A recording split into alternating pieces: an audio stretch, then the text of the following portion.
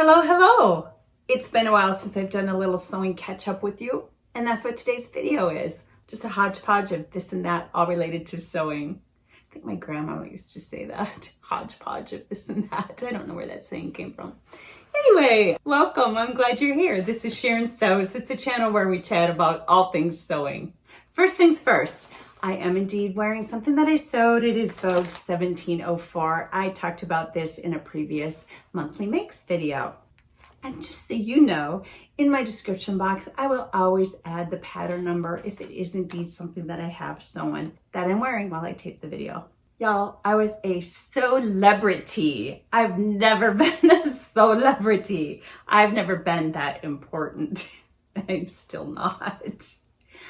And I was a celebrity on Sookie Sews live Facebook, her very first guest in studio. It was so much fun. The two of us sat down on camera and chatted about sewing. It's inspiring to me, which And not that's what everyone's I'm like it. hoping. That's why I'm out there. Yeah. That's why I'm on YouTube. That's why I'm on Instagram. That's why I blog. I want to inspire people. I Yeah. love to sew so much.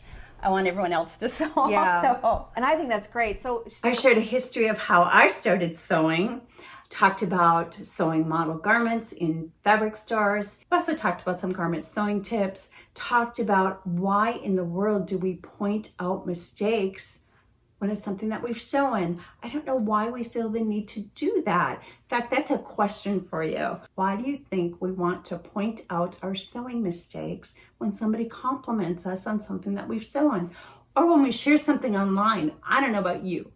Maybe you don't do this. Maybe it's just me.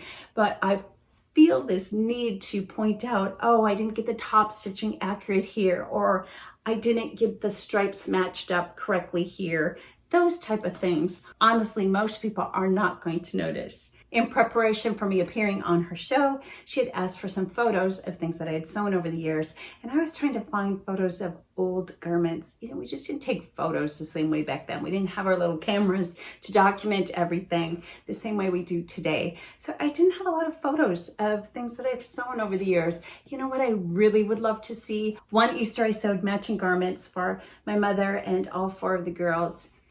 So cute. It was a simplicity pattern. It was out of gingham. Each of us had a separate gingham color, and it was an empire waist, and it had the little attached apron. So 70s, right? No documentation of that at all.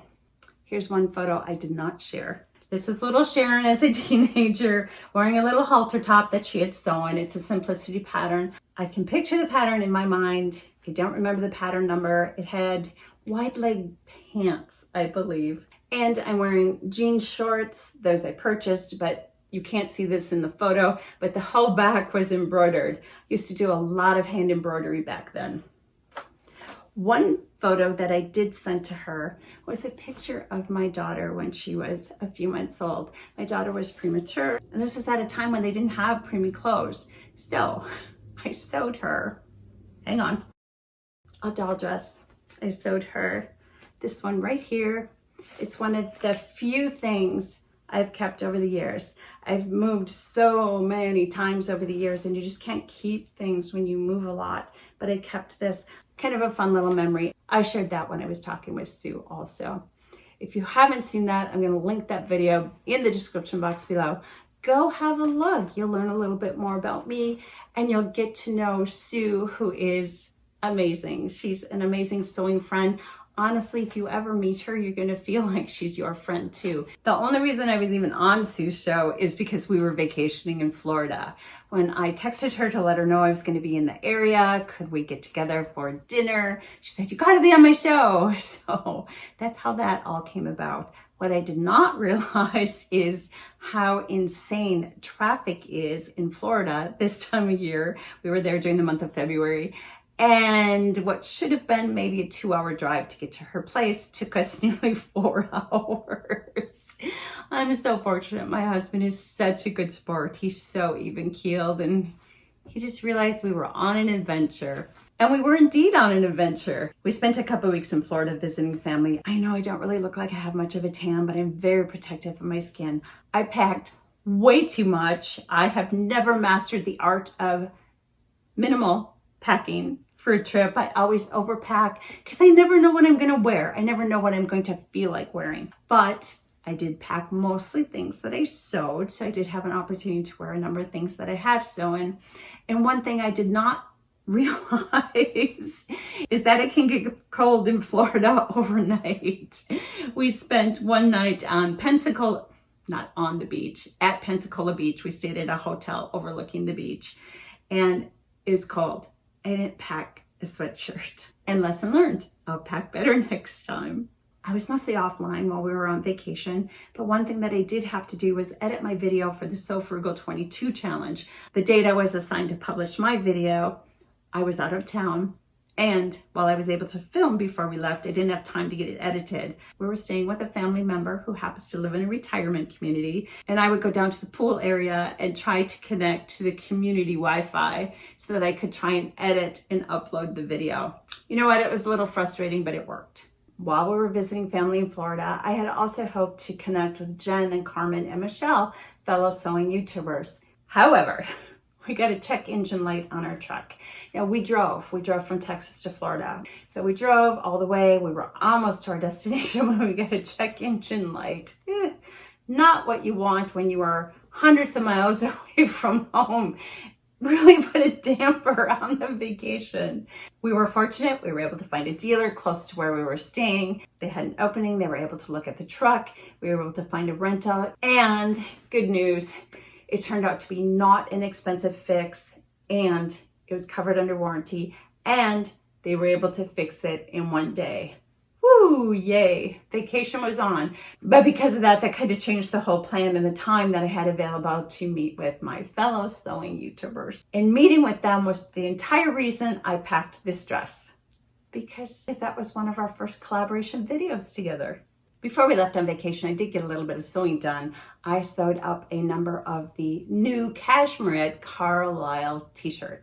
That PDF pattern is part of the new Cashmerette Club, which is a virtual online sewing club. The lowest level, which I think is $9 a month, includes the PDF pattern. There's a new pattern released every month, either a new pattern or an expansion on an existing Cashmerette pattern. They reached out to me a couple months ago and asked if I would be interested in sewing a couple of the upcoming pattern releases for the club. And in exchange, they would provide to me a 1-year all access to the club. Sounded interesting to me, plus I loved the first pattern that they were offering, and that is the Carlyle t-shirt. This was my first sample.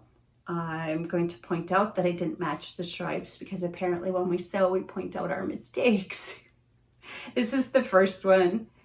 Then I sewed it in an I2I knit. I do love animal print, and I loved it so much, I sewed another one. I actually bought the fabric from Joann's. We were in that town, which is an hour away, running errands. I'm like, I want to go into Joann's. Let me see if they got any fabric so I can sew another one. And I did. Love it.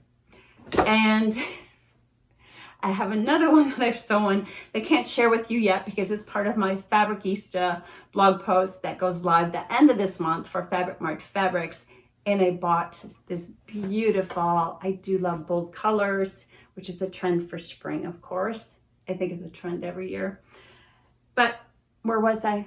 Oh yeah, I bought this pink fabric to sew another one. Now the thing that I really like about this Carlyle tee is that it mixes and matches with the Concord tee. So it's got the square neckline. I have sewn the square neckline and the puff sleeves, but you don't have to do that combination every single time.